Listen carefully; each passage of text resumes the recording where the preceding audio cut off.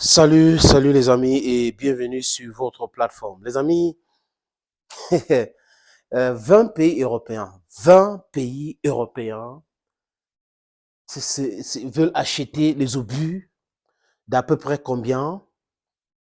À peu près 500 000 obus pour l'Ukraine. J'ai dit encore 20 pays européens veulent acheter les obus pour l'Ukraine. Et ils parlent de 500 000 obus trouvés en dehors de l'Union européenne. Voilà la confirmation qui vient de qui? Ça vient du premier ministre tchèque qui s'appelle Petr Fiala. Il était à Washington et il a fait ses déclarations. Il fait partie des personnes très actives pour trouver les obus de 155 000 à l'Ukraine. Parce que l'Ukraine manque terriblement ces obus-là. Mais ce n'est pas uniquement les obus, parce qu'aujourd'hui, les Ukrainiens ont encore augmenté les demandes. Ils demandent quoi? They want the materials or the system to protect their airspace. Donc, ils veulent protéger le ciel ukrainien. Et c'est ce qu'ils ont dit. Zelensky ne fait que demander aujourd'hui. Parce que selon l'armée ukrainienne, la situation est très difficile. Les frappes russes sont de plus en plus sérieuses. Les effets sur la population ne font que se ressentir. Donc, c'est tellement difficile. Donc, Zelensky passe à une autre vitesse. Les systèmes patriotes. Les Européens en ont 100. Joseph Borrell disait l'autre jour que dans les 100, là, on pouvait donner même 7. Mais les gens ne sont pas prêts à le faire. Il y a quelques pays qui ont dit qu'ils vont envoyer 1, 2, mais Zelensky est clair là-dessus, ça ne va pas aider à grande chose. Donc, il faut à peu près 25 systèmes de défense. Et lui, il s'est prononcé sur la riposte iranienne sur l'Israël et le fait que les Occidentaux ou les Otaniens avaient décidé de contrecarrer la plupart des drones et des missiles qu'on envoie en Israël. La France, le Royaume-Uni, les États-Unis.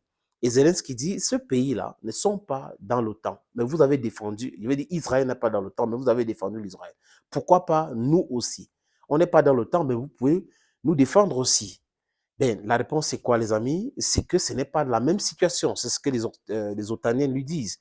Et ils sont même très durs avec Zelensky par rapport à cette demande-là. Et il ne fait qu'insister sur cela parce qu'il a vu ce qui s'est passé en Israël. Et il voit aujourd'hui que les Otaniens sont en train de parler d'une alliance arabo-israélienne avec les Otaniens pour isoler davantage Téhéran. Mais bon, l'Arabie saoudite n'est pas très prêt à cela. Beaucoup de pays aussi arabes ne veulent pas de cela. Le patron de l'OTAN, monsieur le général Bach, le général Beau, hein, est en Tunisie. Du moins, il a rencontré le ministre de la Défense tunisienne parce qu'il veut une alliance dans cette zone-là. Le problème, c'est de contrecarrer tous les différentes attaques des outils, etc., etc. Certainement aussi de venir attaquer l'Afrique parce que c'est toujours le jeu qu'ils sont en train de jouer chaque fois quand ça concerne notre continent.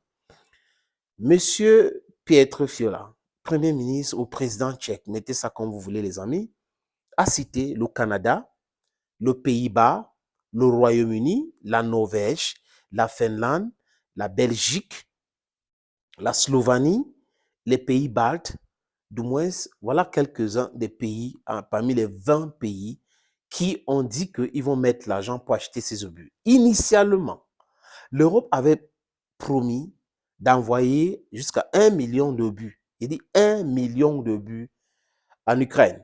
Mais bon, quand Zelensky a commencé à se plaindre que sur les 1 million que vous nous avez promis, vous avez envoyé seulement 300 000. Ils ont commencé à chercher partout. Macron a commencé à s'agiter. Les différents pays, Olachov, tout le monde s'agitait en Europe parce que les alliés viennent de leur dire que vous ne respectez pas votre parole, votre engagement. Et ils devraient trouver des voies et moyens pour trouver ces obus-là. Parce qu'eux-mêmes, en termes de productivité, d'armement, ce n'est pas vraiment ça. Les Américains aussi, ce n'est pas ça. Firepower a dit clairement dans son dernier rapport que quoi, les amis, que les, les Russes produisent 3 fois plus que les Otaniens. Donc, vous voyez que l'équation est tellement difficile pour eux. Là, Macron était allé en République tchèque, ils se sont rencontrés, il a rencontré aussi Olaf Scholz avec Donald Tusk, le nouveau premier ministre polonais, ancien nouveau premier ministre, pour en parler. ils avaient dit qu'ils ont trouvé 800 000 ici. Les autres ont dit on a trouvé 1 million ici. Mais quand on trouve les obus, les amis, les autres, ce n'est pas le bénévolat. Quand vous trouvez hors de l'Union européenne, il faut acheter directement, il faut donner du cash. En Union européenne, on peut, avec les prêts et autres. Si c'est en Afrique, en Asie, ils produisent pour vendre. Donc, vous devrez acheter. Il faut trouver maintenant le fonds. En citant ces 20 pays qui se sont réunis pour acheter l'obus, pour envoyer en Ukraine, on commence à comprendre aujourd'hui que l'OTAN n'a plus d'armes. Pour ceux qui étaient en train de se poser la question, l'OTAN n'a plus d'armes. C'est juste une organisation comme ça, gérée par les Américains. Donc, si les Américains se retirent de cette organisation, c'est fini pour l'OTAN.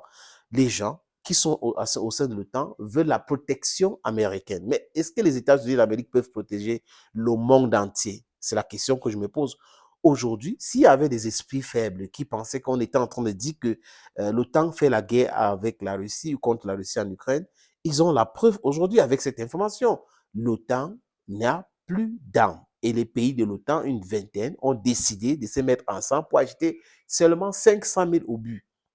Et Dieu sait comment les Ukrainiens tirent. Donc 500 000 obus va régler quel problème? Ils vont envoyer et la semaine d'après, les Ukrainiens vont commencer à demander les obus encore. Parce que ce n'est pas comme c'est la guerre, ils veulent épuiser leur stock. Ils vont demander encore. Donc, il faut que ces gens-là continuent de chercher encore l'argent pour acheter les obus. Comme ils ont dit, entre guillemets, affaiblir la Russie. Alors, ils vont comprendre peut-être très tard qu'ils sont en train de s'auto-affaiblir. Bon, je pense que les honnêtes citoyens dans l'espace otanien savent déjà que ces gars-là sont déjà réunis dans cette histoire. Et c'est pour cette raison que vous voyez des citoyens manifestent, ils ne sont pas d'accord, les chefs d'État, les chefs de gouvernement dégringolent dans les sondages. Voilà ce que ça donne quand on veut faire la guerre contre quelqu'un qui a un firepower très important, qui a aussi la capacité de produire ses propres armes. Surtout les amis, quand vous produisez ce que vous mangez ou vous produisez ce que vous utilisez, personne ne peut vous faire le chantage. Thank you, friends. Thank you again for always being there, for always watching. Thank you again and bye-bye. The beach in Mombasa. Moses, how do they call the beach? Moses, how do they call this beach? What? This is Bamburi Beach, in Mombasa, Kenya. We're there flexing. As you can see, these are boats. If you come here, you pay as a non-Kenyan or as a Kenyan. The prices are different to enter the boat and then go feel the water. You understand? So that's it. See, people are doing brisk business around. It's a nice place. It's a white beach, like the beach in Seme and Limbe. We have something like this in Limbe, Seme, a white beach. Also, c'est super, c'est chouette. Nous sommes au Kenya. Ouais. Regardez-vous, même.